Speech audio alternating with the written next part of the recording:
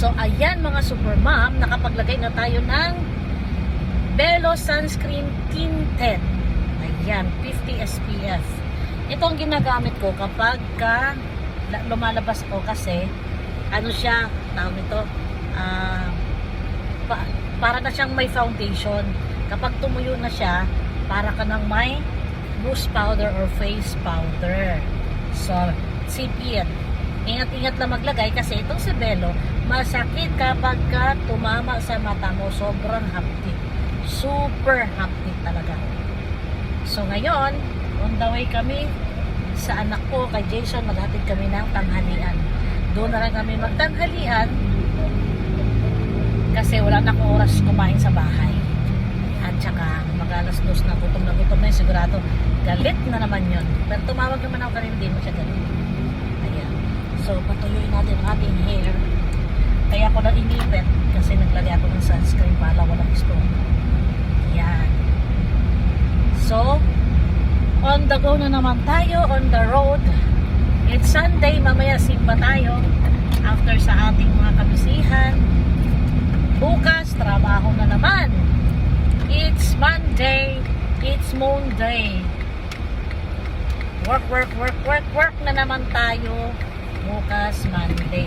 May pasok na bukas. Sus, ang lulusog ng ating mga braso. Saan ka pa? Braso is like.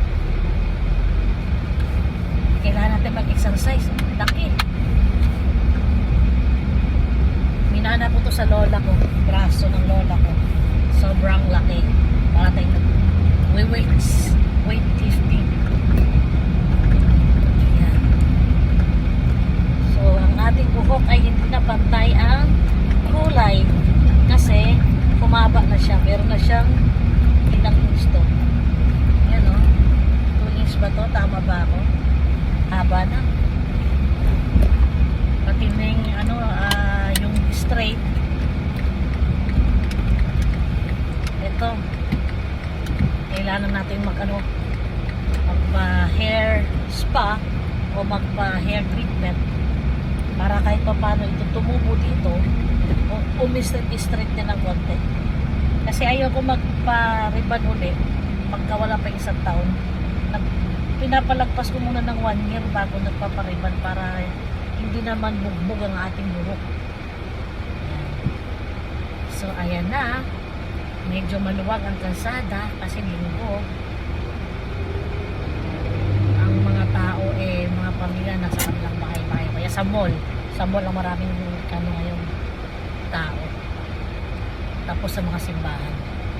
Diba? Katoliko ka man, born again ka man, o iglesia, nandoon na yung mga pamilya nagsimba.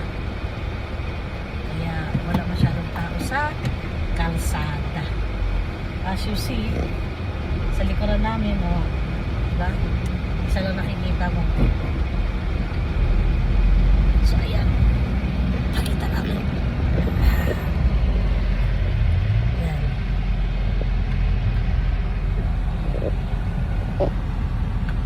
Ayan. Konting sasakyan. Kailangan kami mabagal kasi itong si Manong vendor. Iniiwasan niya siya. Ganda ng ano niya, pakwan, pulang-pula, siguro ang tamis niyan. Pati yung pineapple niya, pinya, dilaw na dilaw. Ang sarap. Ayan, wala masyadong tao sa kalsada. Wala masyadong sasakyan. Ayan. Kaya mabilis lang ang takbo, wala ring traffic. Mag-i-stop ka lang kapag red light. Ayun, may kulot na. Lumabas na yung kulot. Pati yung itim ng buhok ay mahaba na rin. Kaya kailangan na natin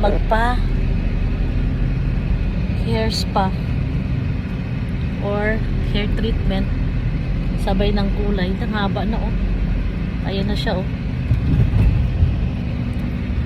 Mabilis din humaba ang buhok ko kahit pa paano. So, ribbon din to guys, pero hindi tayo pwede magpa-ribbon. Next year lang tayo magpa-ribbon para hindi ma-damage ang ating buhok. Ayan, stop kami, pero tignan nyo.